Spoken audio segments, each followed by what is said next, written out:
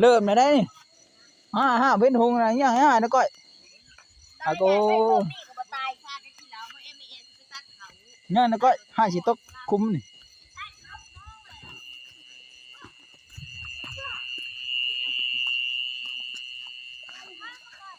บ่ห้ามไปแล้ว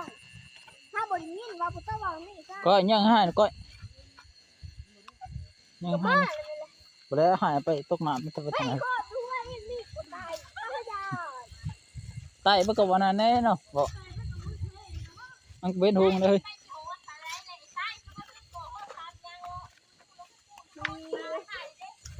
สิไปตัดคอนะจะได้มันติดลงอะไรลงแกงลงคาอะไรก็ไปนะ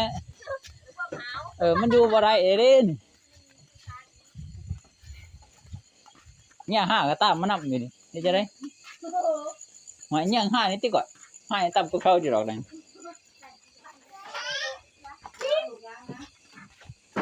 ไปแล้วเบิ่นบ่เลยแม่นี่เบิ่